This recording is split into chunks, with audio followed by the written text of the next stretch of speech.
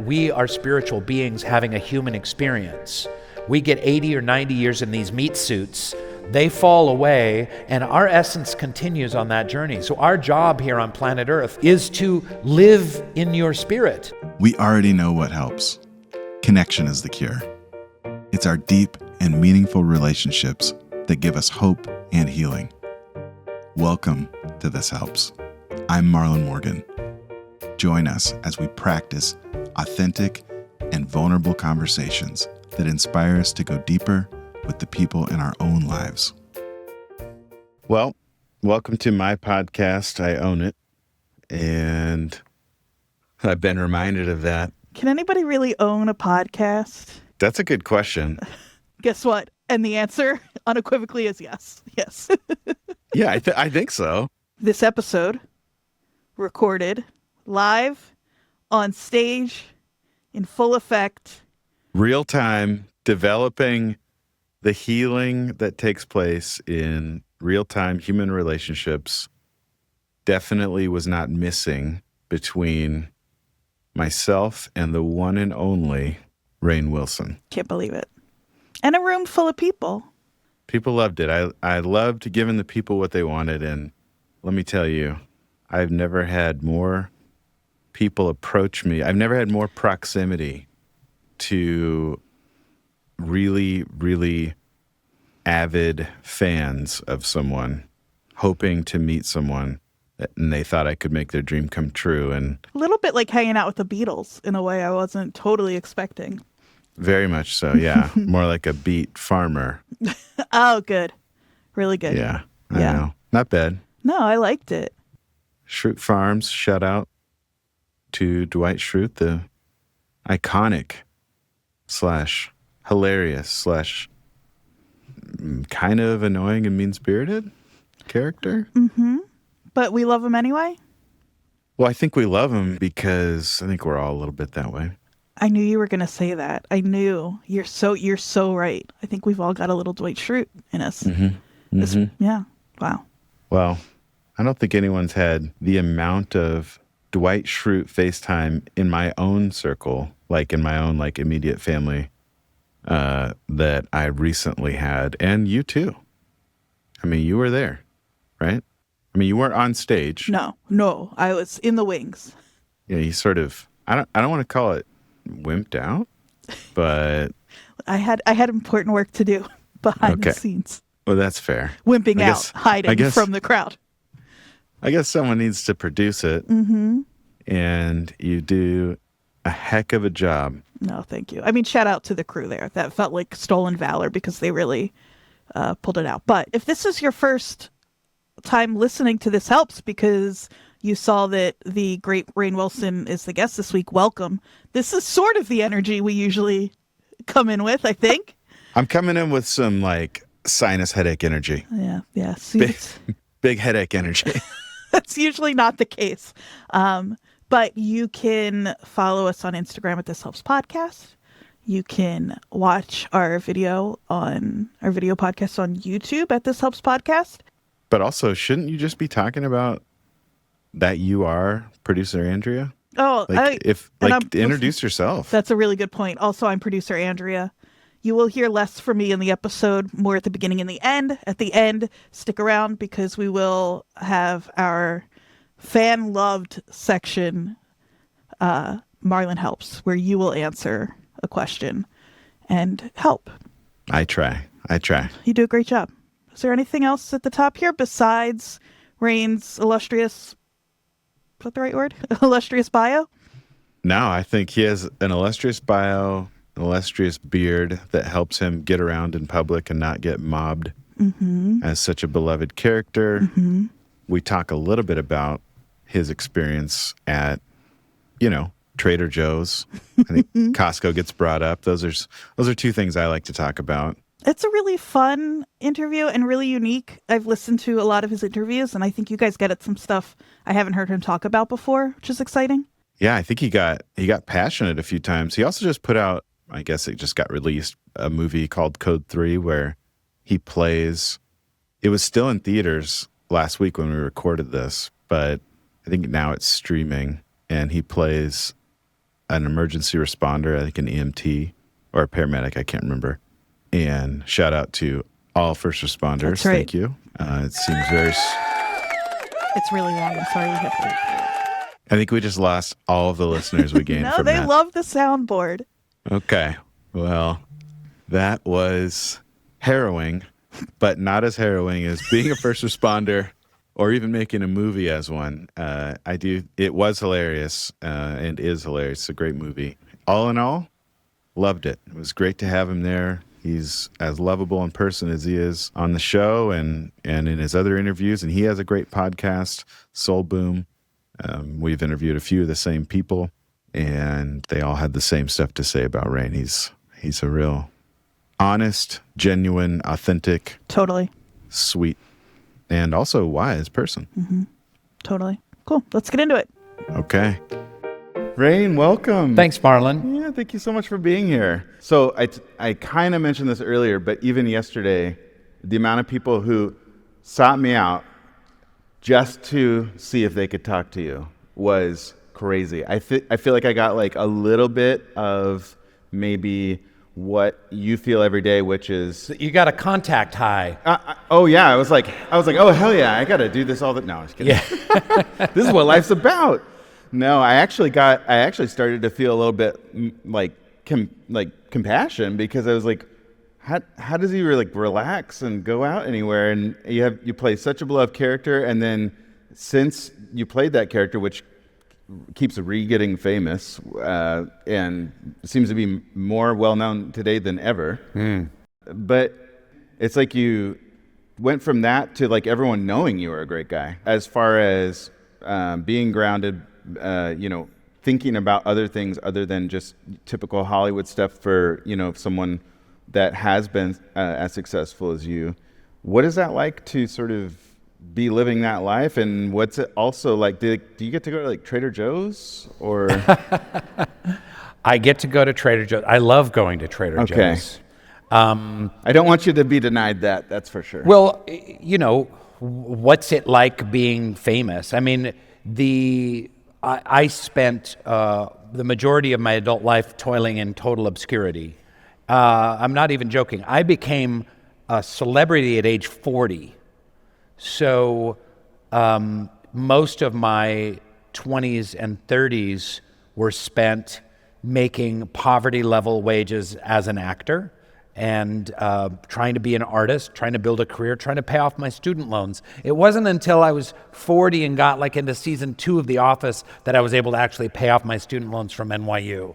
So it's been a very long, fraught journey, and it's a very peculiar conundrum to have kind of fame, and especially when you have mental health issues that I know we're going to be discussing. It tends to amplify them in ways that are not necessarily healthy, because for someone who spent their entire life just wanting to be loved or wanting to be adored, didn't feel lovable or didn't feel adorable, then to all of a sudden be in a public space and people are like, I love you, we love you, I love you. It's like, they don't know me right. at all. And they don't know my demons, and they don't know what I've been through. They love a character I played on a TV show who is very well beloved and adored. So it's a very delicate dance. When you hear that, is it tempting to kind of be like, this is real love?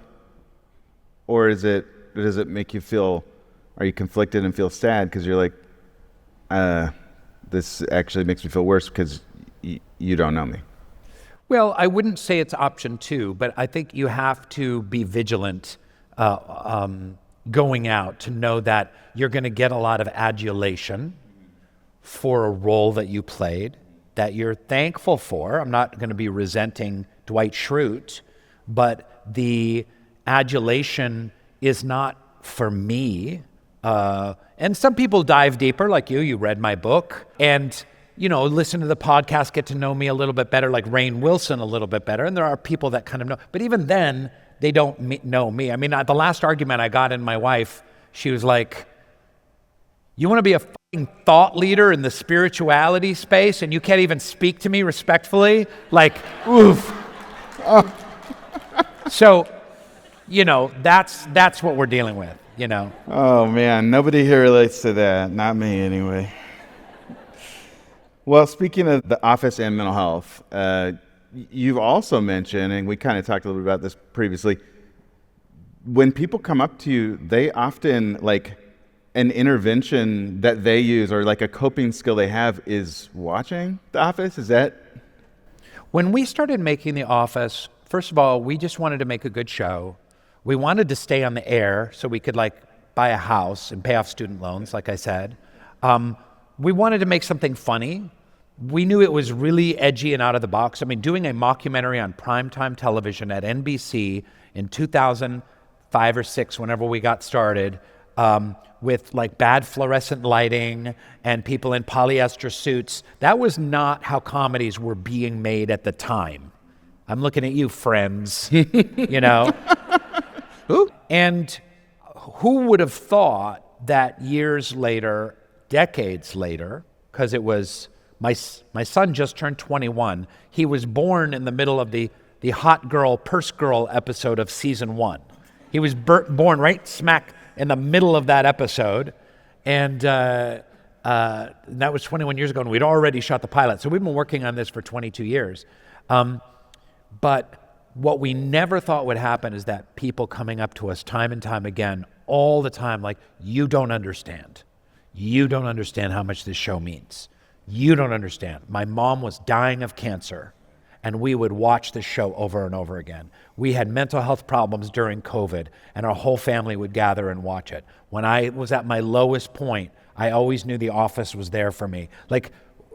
For the cast, the crew, the writers, the showrunner, NBC, everyone has just been shocked at how much the show means on a deeper level of just then some laughs and diversion. For some reason, the way the characters are, the odd family nature of this dysfunctional family at Dunder Mifflin has really resonated with people. And I'm just so proud, glad, humbled that it has had this kind of reverberation. I know growing up watching different shows that had Growing Pains or Full House or something, I would wish those were my relationships a lot of times, that I had those people in my life.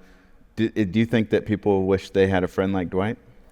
Well, I don't know about a friend like Dwight. I don't think anyone... I changed that question at the very end. I don't think anyone wants a friend like Dwight.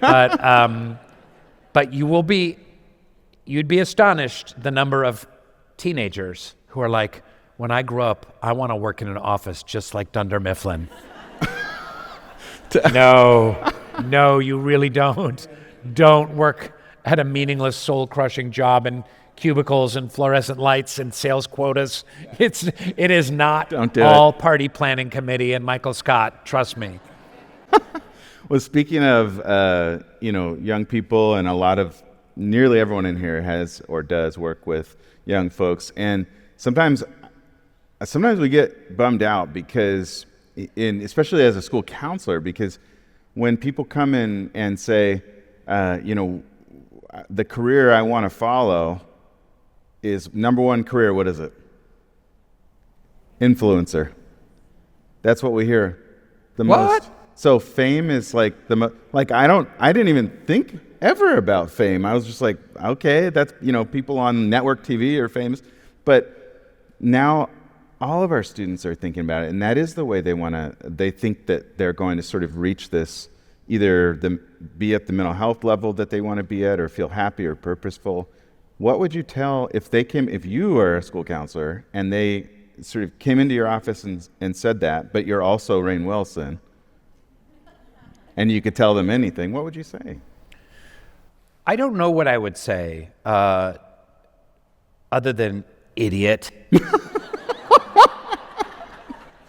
Okay. But that's why I'm not a school counselor. Mr. Wilson, I want to be a famous influencer when I grow up. Idiot, get out. Out! I will say that when you break it down, you could maybe have a conversation about some of the components that are going into that. Because we all have basic needs as human beings.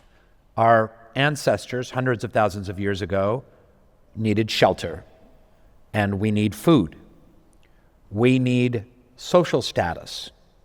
We need we have sexual desires, and we have, sexual proclivities moving the species forward. Social status, I talked about there a little bit. We're social beings. And it was funny, I boarded on Delta, and I fly Delta a lot, so I have like Premier Silver medallion status, something like that. And I entered the plane, and she was like, "Thank you for your status." And I was like, Nice. As an actor or as a Delta frequent flyer? But all these components are basic human needs, and they're natural, and they're okay. We want to be sexually desirable. We want enough food. We want enough money. We want shelter. Money gives you shelter and food. Well, what fame gives you is it gives you all of that. Theoretically, it gives you food, shelter, social status, desirability, all of it under one umbrella. So that's what people are wanting. There's like, I want all my needs met and taken care of, and I don't want to have to work very hard for it. Because that's the other part of being a human being is life is a struggle and is difficult. And, being in celebrity is a lot better than having one leg and working at a gas station, but it has its own set of struggles. I'm going to hear it online from the one-legged gas station I was going to attendants. say, you're going to get some emails. How dare you? My father worked at a gas station with one leg for 47 years. Asshole. Canceled. Rainn Wilson hates people with one leg.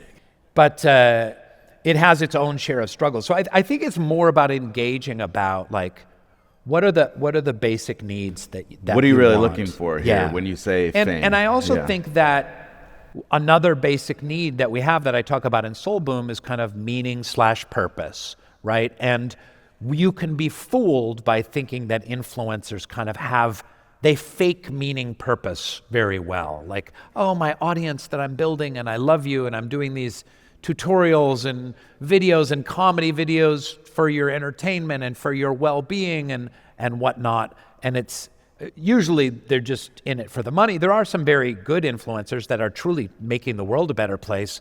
So it also ties meaning in there. So I would maybe break it down into those components. So it's a little bit oversimplified, and you think it'd be helpful, and I agree with you, to kind of walk through with a student coming in and just kind of say, what are you looking for? What are the components, and how do you think this is going to, and is there any other way, just in case that doesn't happen? Because it doesn't happen for everyone.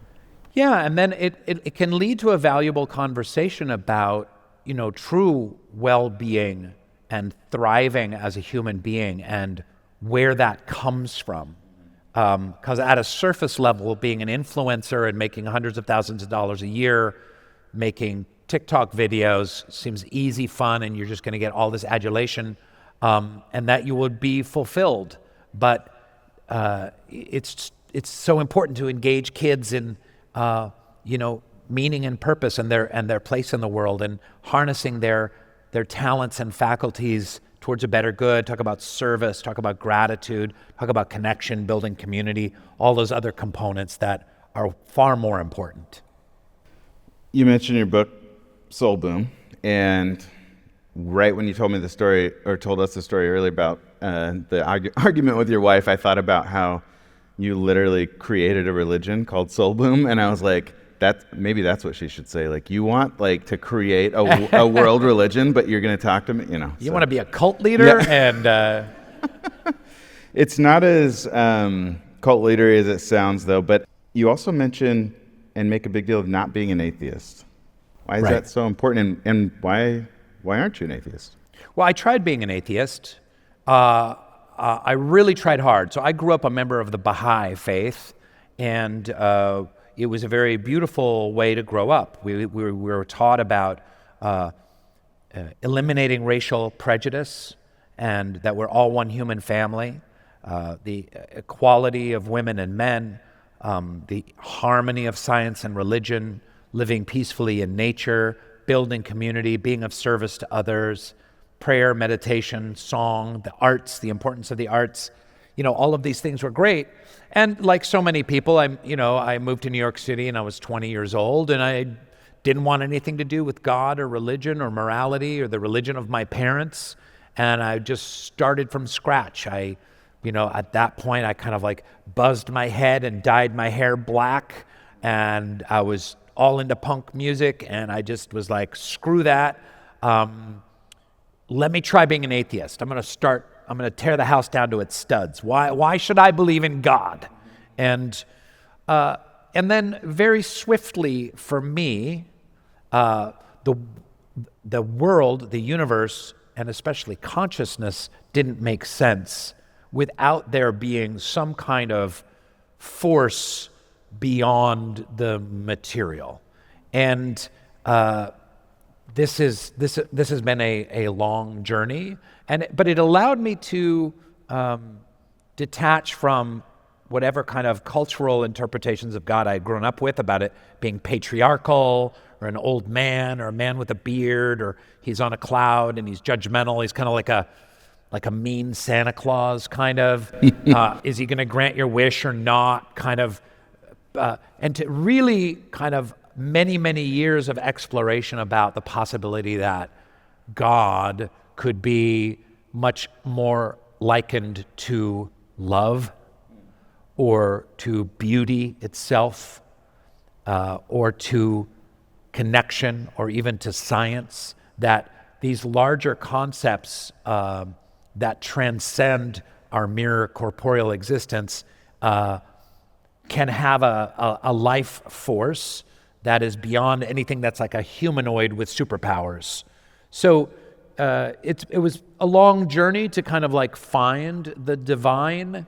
And I know a lot of people struggle with the word God. I know it's hard to talk about in schools about God, but I do think that looking at a source of creative energy that is beyond time and space, that is a source of nothing but love and bounty, can be very helpful in a mental health struggle and path without any specific denomination being attached to it. Yeah, you mentioned that sort of your journey was out of necessity, not virtue, and kind of you were in your early 20s. You described that a little bit.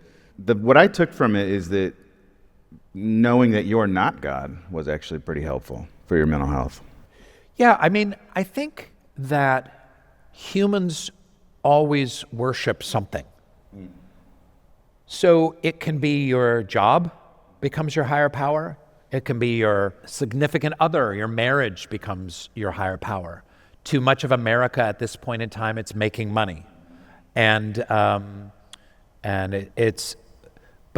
sometimes we become our own higher power. We kind of are in the cult of the self, and somehow like worshiping the self and worshiping money has very much become the way of being in the world, and is very normalized. Look at it in the halls of power in Washington, D.C., and certainly online and with influencers and whatnot. So we all worship something, and to have a power greater than ourselves that can keep us in a certain point of humility, I think is important on any spiritual path. You mentioned capitalist consumerist spirituality, and that as a middle-aged dad, it's not some of the things. I don't dream of being like a billionaire or anything, but I do love going to Costco, and I want to know why I would rather go there than church. Can you answer that question for me? You'd rather go to Costco than church? I love it there. Yeah, it's like so relaxing. There's plenty of everything. Sure. Great prices.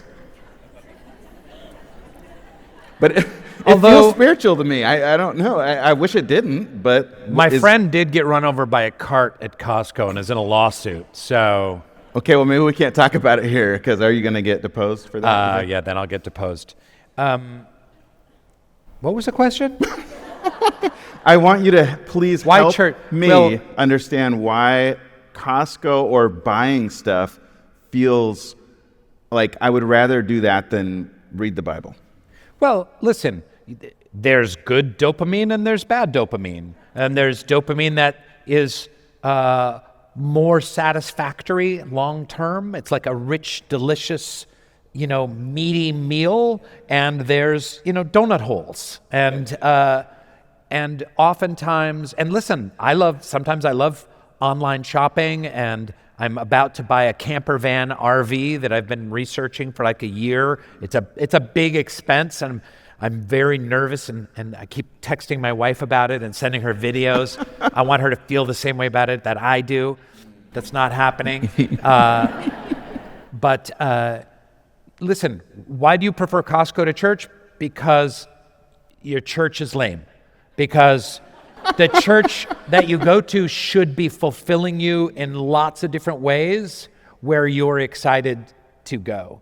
And also, whatever church, mosque, synagogue, Baha'i, devotional gathering, Buddhist meditation gathering that you're going to, also there needs to be a service component attached to that where you feel like you're a part of something and building something greater. And a lot of times churches are very passive worship. You show up, you get your lecture, you see your slide, you see the band, you go like this, and then you leave. But you're not an active kind of participant in building community. It's almost like more consumerism, but yet I don't come home with tons of microwave, delicious, or food, or donut holes,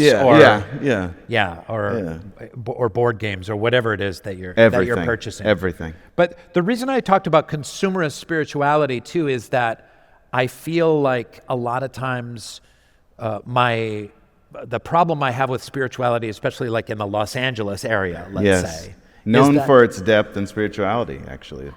Well, known for its cuckoo spirituality, but is spirituality has become consumerized, where it's, I will spend a certain amount of money, I'll go to a certain yoga class, I'll get a certain crystal, I'll download a certain app, I'll subscribe to a certain podcast or Substack or what have you in order to get some spiritual information, and that will quell my anxiety and bring me a little bit closer to center and make my life better so that I can work 60 hours a week and make a ton of money and live this life that's completely out of balance. And never really serve anyone else or sacrifice anything. Or never really get to the essence of what the spiritual message is, because spirituality is not there simply to reduce anxiety.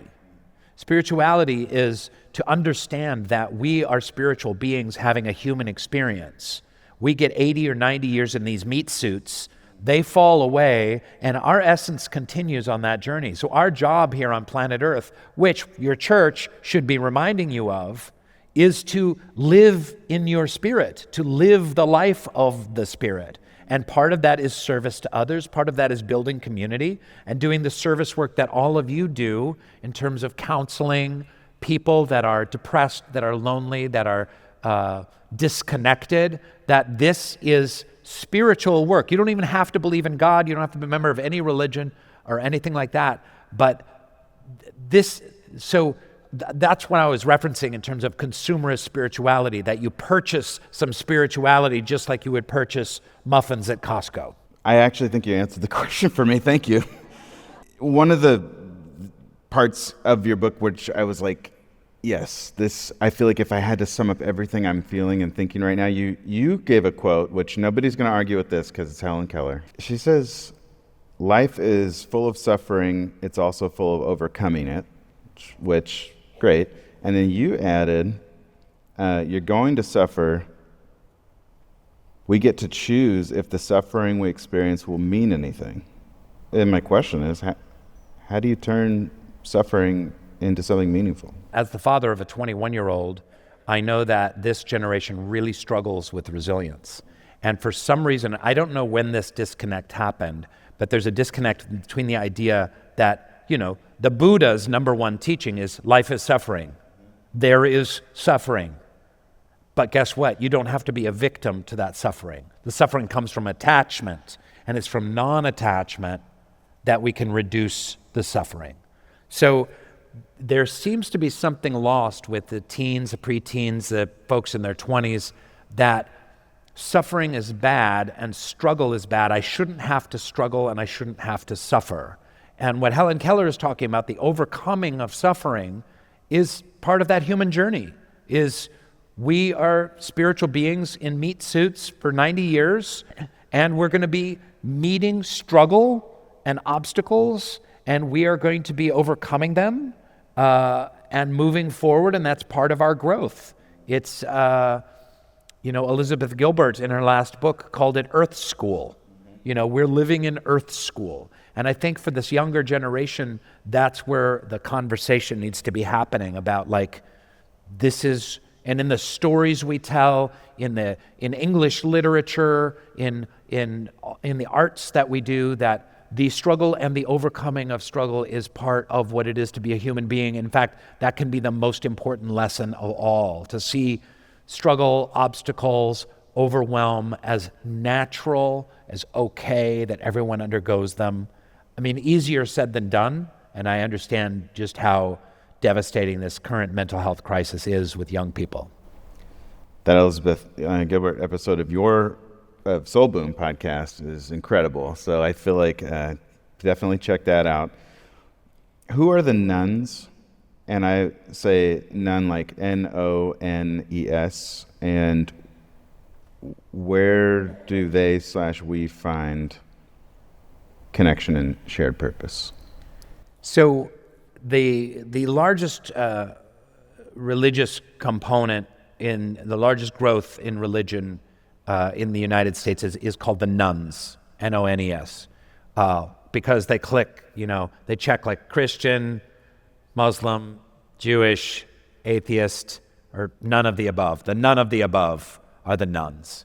And one thing that's really important to differentiate, and I talk about it in Soul Boom, is separating religious faith from spirituality.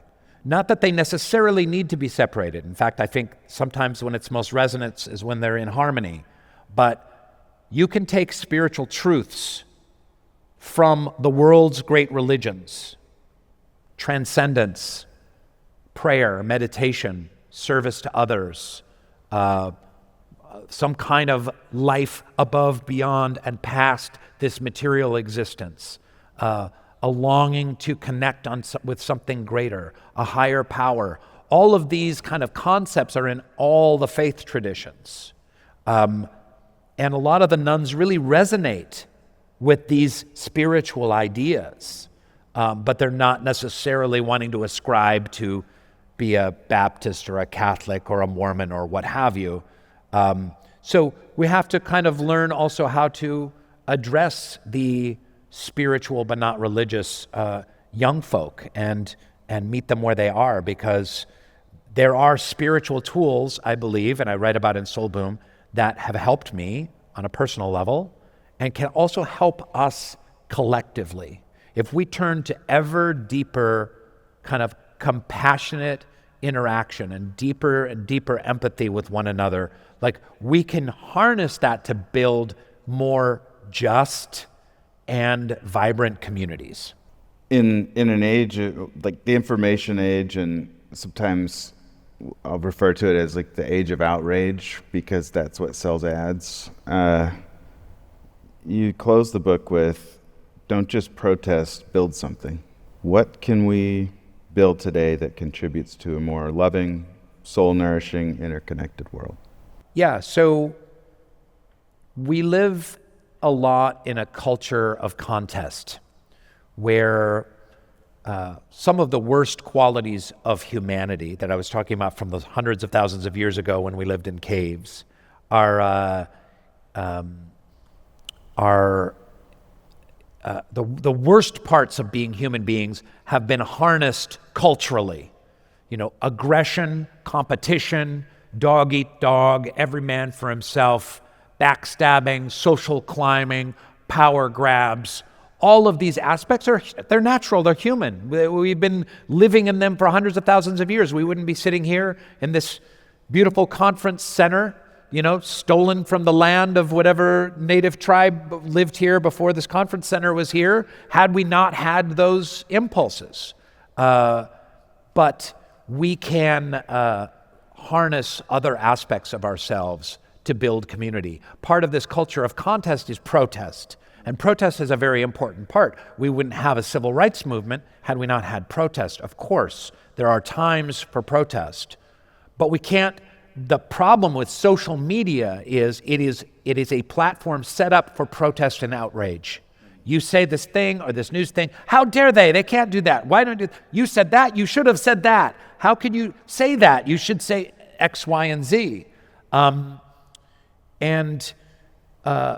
That's the problem, is that we have legions of kind of outraged keyboard warriors that are simply protesting how things are and are not putting in the work to try and build something new, good, different, and more holistic. So how do you do that? I don't know. It's at the grassroots. It's at your church. It's at your cul-de-sac. It's at your local community center. Mm-hmm. It's at your local Dungeons and Dragons game. It's with a children's class. It's with a Boy Scout troop. It's in nature. It's gathering people, building community for something larger than the service of just some dopamine and oxytocin hits, but in service to something larger. But it needs to start very, very small. I've gotten a lot of hope out of the last couple of days with the people we've talked to. What's one thing that you think maybe they wouldn't leave here and do, or we wouldn't leave here and do, but if we did it, that would be a small step? I would say that phone-free small communities that somehow connect to nature would be a great step. So what does that look like? You get your local youth group together, wherever you get them from, put your phones in a basket. You can get your phone at the end of the day, and we're going to do some tree planting, and we're going to do an arts activity and share or play a game or something like that. So there is play involved, there's community involved, there's interaction and vulnerability without any screens, and somehow you're connecting it to getting more in touch with the earth. That's a very solid place to start. Thank you. That's awesome. We have one more little treat for the folks that sent in some questions for you. They're all huge fans of yours, but we want to play. I think we have 2 or 3 questions from folks. They could even be in this room. Some of them are. And we have a video queued up. Are you open to answering some of those? Yeah, let's do it. Okay, let's play. When we're ready, we'll play that first video and that first question. Hi, Rainn. My name is Susie. I'm a school counselor at a middle school. And my question to you is, you played a character on The Office that might have not been as well liked by others, maybe even annoying to others. What advice would you give students who might be in that same situation, that might not be getting the best feedback from their peers or may have a hard time working along with their peers? Thank you for that question. And let's bring in Dwight Schrute. Dwight?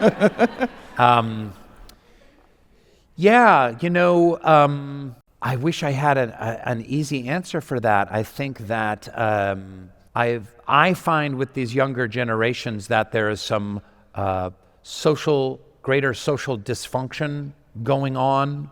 And I think that there are some really basic social skills that can be taught to young folk that you kind of have to disguise a little bit, because listening and empathy creates kind of that neural connectivity. And I think so many hours per day, if you're looking at your phone 10 hours a day, it's really hard to kind of gain that kind of jellyfish-like connectivity with another person. So just reflecting someone's value back to them in the interaction is a huge, it's simple, but it's something that I think is easy to forget. Yeah. Thank you. Let's play the next one.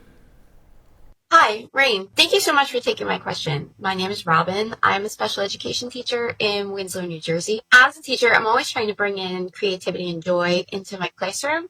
But the truth is that the kids need that structure, and I need to make sure that I maintain a level of rigor. From your perspective as an entertainer and a collaborator, what advice would you give to teachers or counselors, anyone who's working with children in the schools, to try to keep that balance of fun and creativity along with the structure and rigor that is required of us? Wow, what a great question. It's a hard one. Yeah.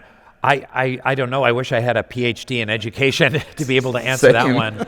I'm sure there's, 57 people in this audience that could answer this far better than me. And I have very little experience teaching in the classroom. Maybe I'd love to hear from you, Marlon, about if you have thoughts around that. I think that one of the faults of the American education system is like knowing like when is rigor time, when is social time, when is play time, when is creativity time, and like which mode are we in? So you learn a skill set, like tools in a tool belt, like now I'm going to be rigorous, focused, quiet, and learn how to get a job done. And I'm going to learn in a certain way. Now we're going to learn by playing. Now we're going to learn by being creative. Now we're going to learn by just being social. That's the first thing that comes to mind to me, but what do you think? I think back a couple of years ago, I was invited to a school board workshop, which I go to sometimes, and I kind of was like super worried about AI and everything, and let that get the best of me. And there was a teacher in there talking about rigor, and it was a science teacher, which is great. But my response was sort of, listen, every bit of information that you know and that you'll never know is already in your student's pocket. So if you want them to buy into what you're saying, it can't be about the information that you're delivering. It has to be about the relationship. Do not try to ask someone to do something really difficult. And if you've done improv or played for a coach, the coach you play your heart out for, the teacher you learn for, is the one that gives before they ask. And so if you're here just because you love science, I actually said that you're no longer relevant. And I'm sorry. Yeah. Because science is now all of the information in the world. Yeah.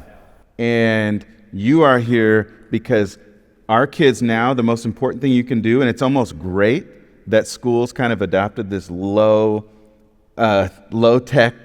factory model. It was bad for a while, but now I think we're realizing it's actually pretty good, because it's the only place that our students go, have to interact with and see and hear from and reflect back value, human value, between other adults that they see every day and other kids. So actually, I think schools and the factory model we used to complain about is probably the most hopeful thing we have going for us and for this generation. So that's well said. And I think with AI, there has to be a shift in learning where it's not about tests and regurgitation, although you obviously have to learn information, but there needs to be more kind of Socratic method, conversation, community interaction, and building a love of learning and sharing together. Yes. So that there isn't so much the need to kind of like, I'll just get the answers from ChatGPT. Yeah, absolutely. Offering something. Easier said than done. It's my heart goes one out of the to hardest all. jobs. My wife is a teacher. I was a school counselor. It's one of the hardest jobs you can do, to build relationships with people who really aren't on your level, and you're always serving them. Frankly, they're not really doing much for you, but it's a lot. And so that's why I'm glad we're able to talk and thank people for being here and doing this work. So we have one more. Great. Yeah. Hi, Rainn. This is Shatara, and I really love watching The Office, and I have students that do too. And my question is, how important is humor, you think, in our daily lives, and how can we possibly integrate your type of humor into the classroom? Thanks. How do we integrate my type of humor in the classroom? What would it look like? I don't think you want to go there. Yes, again, this is not my area of expertise. I know a little bit about mental health, but I don't know much about pedagogy and how to teach people. But there are qualities that we all have of, imagination, of thoughtfulness, of contemplation, and humor is one of those kind of faculties that we have. And we want to draw on that as a way to learn. And if we want to combat just learning everything by just looking it up on AI, harnessing humor as kind of a learning tool of bringing people out of their shell, allowing laughter, has got to just have a positive impact. How to bring that up, I don't really know. I mean, one of the things Chris Gethard always talks about is from that great improv tradition, which is yes and. Yeah. And I think we could all use a little more yes and in our lives. It always seems to be like either or no but. But it's kind of like, we need to have rigor in the classroom and creativity. Yes and. How can we have rigor and creativity? How can you have focus and humor? How can all of these things coexist? Because we're complicated beings. I don't have any answers of how to get there. Again, any thoughts? Well, I think yes and is a great way of looking at it. I think we're always trying to help people make the connection between humor and learning, and humor and deep, meaningful connection. I think, I think Esther Perel, the therapist, said the shortest distance between two people is humor, and it's one of the quickest ways to get rapport. I mean, whose favorite teacher wasn't also pretty funny? I think they all are. So I think just remembering the relationship, the importance of what we get to do, the community we're building, but then again, don't be afraid to, lighten it up in the classroom and do some mom or dad jokes or whatever it is. Like, just be yourself. And the most important thing I think that kids can learn, the most important lesson that kids can learn in school is the lesson of how to be a person, an adult, who moves around in the world as it is and is functional and is kind, loving, who gets purpose from what they do. And so what I'm saying is the most important lesson they can learn is you. You're it. And what I would also say is take care of yourself. Keep coming to the conference, of course, but, that whole idea of self-care or take community care of yourself. Next time there's a wellness conference, don't go. Stay home. Watch Just The stay Office. home and wrap up in a blanket and watch reruns of The Office. Don't come to these dumb conferences. You need the time for yourself, right? Right. We need to let you go home so you can just start watching. Yeah. In fact, next year is just seasons of The Office each day in this room. Yeah. Yeah. I do want to do one fun one on the way out because I just saw a really good movie, Code 3. Oh, great. Yeah. And it's actually, if you want to see it, it's still on Mission Valley. If you have time today, Mission Valley, right around here. And if you don't know, can you just tell us a little bit about the movie? Because you address a lot of this actually as a sort of a paramedic in the movie. Wait a minute. Yeah, an EMT. Why are you wearing two watches? What? What is going on? This is a whoop strap. That's a what? A whoop strap. Everybody knows what that is. What's that? It's like if you want to obsessively watch your heart rate and make sure you're sleeping and working out enough. I don't have a lot of motivation. Too much information. Yeah. I gotta focus my anxiety on something. I thought you were rocking two Apple Watches. I get my texts here. I get my emails here. So I show off my status. Code 3. Yeah. Just talk a little bit. Because I just, it's cool. Yeah. So I did this movie about a year and a half ago called Code 3. It's about EMTs, paramedics, on an ambulance on a night from hell. It's my character's last shift, and he's training a young woman. It's her first shift, and this dovetails into kind of the underbelly of the American healthcare system. You think the American educational system is fucked.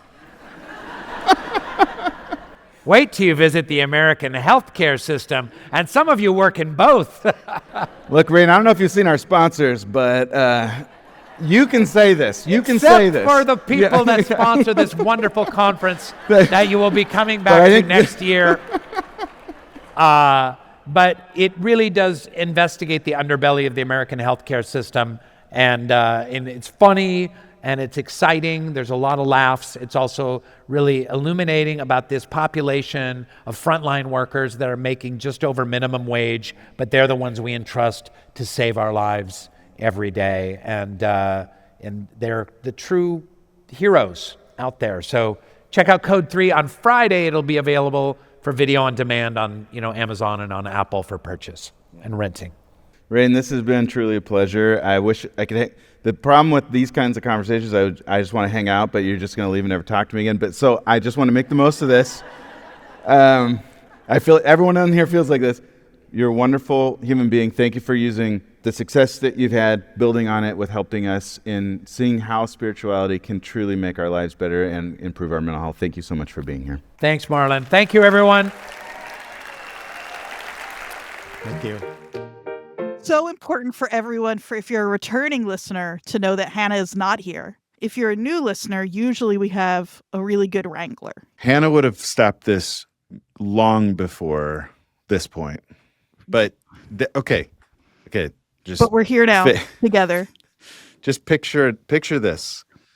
The episode just ended with Rainn Wilson, and we want to endear some new listeners to this next segment, which we call Marlon Helps, or at least tries, sort of loosely based on the theme of this podcast, that listening to it will help you in your relationships to focus on the authenticity that actually makes them healing and rewarding.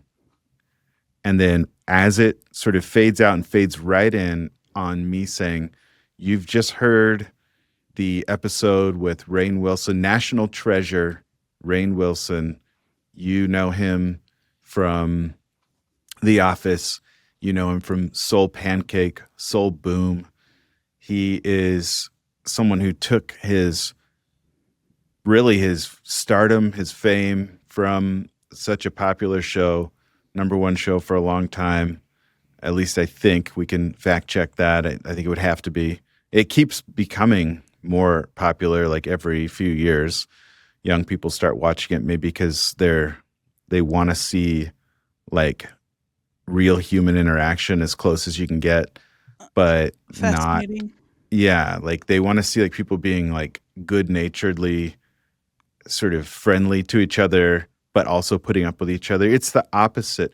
In my opinion, The Office is sort of the antidote to social media in general.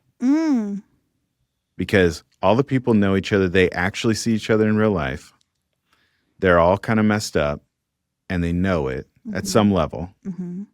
But it's endearing. We love them. None of them are hiding it from anyone else in the office. No. They're literally putting their worst foot forward most of the time, which is got to be relieving for someone growing up as a digital native online. This is going to make me cry.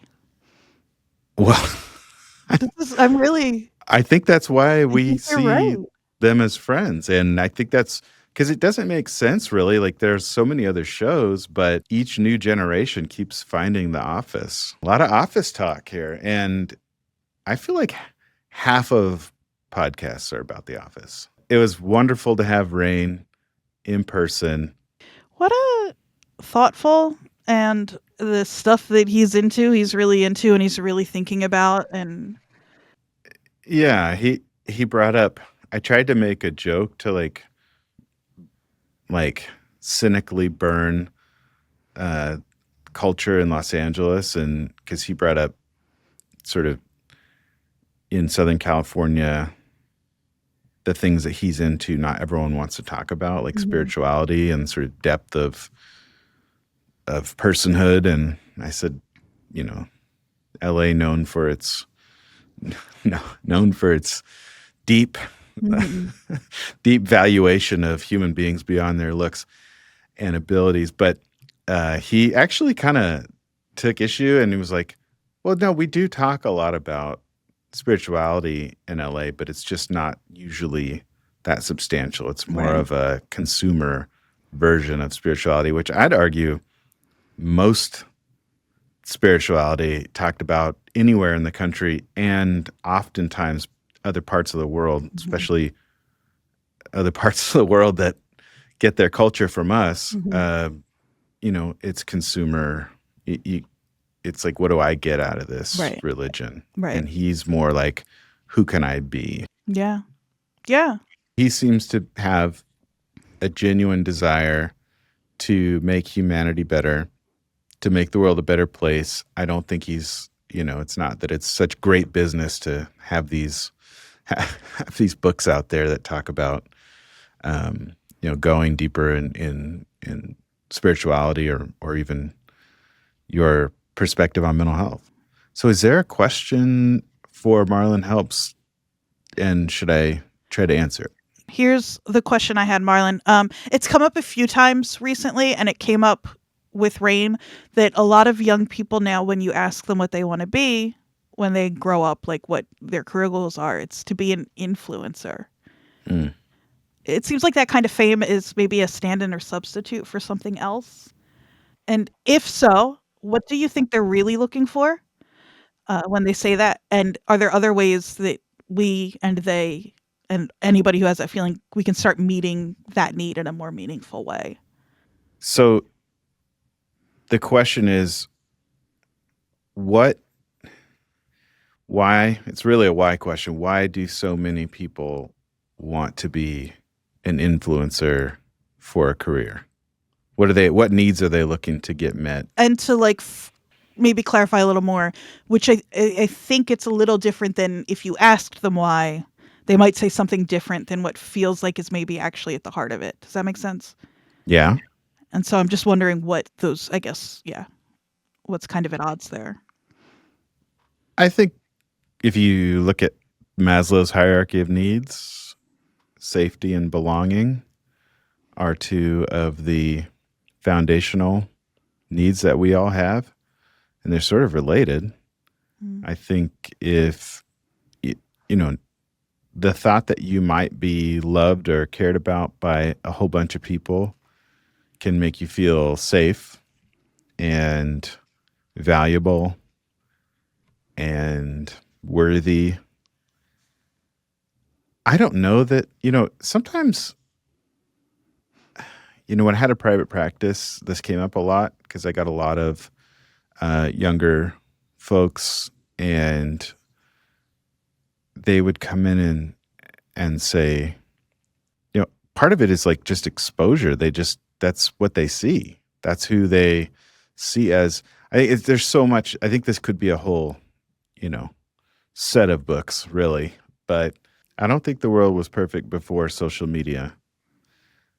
But I do think that some things have changed.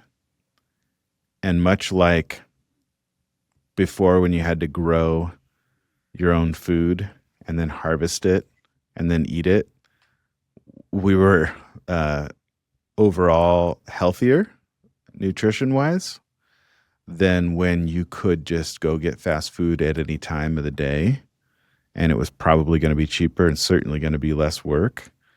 I think that has happened with some of our other needs, not just food, obviously, but our social and emotional needs.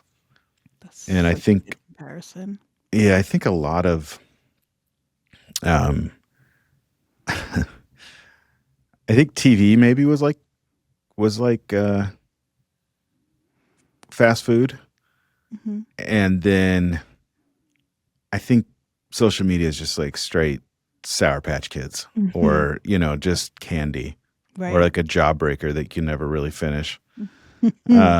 Because it sort of leaves you wanting more, and it says things like friends, and I do think followers is more honest, but you are on there and you kind of have to, a lot of times when people live in a food desert, there's no Right. food available that's like healthy.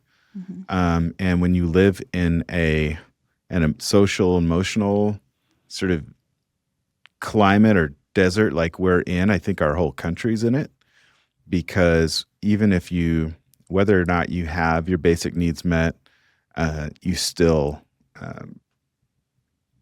if your parents are out working 2 or 3 jobs, they are not available. And so what you have left is sort of a candy version of socializing. If your parents are lucky and don't have to work, they're usually on their own screen. And if you want to make a friend, they're usually more accessible through a screen as well.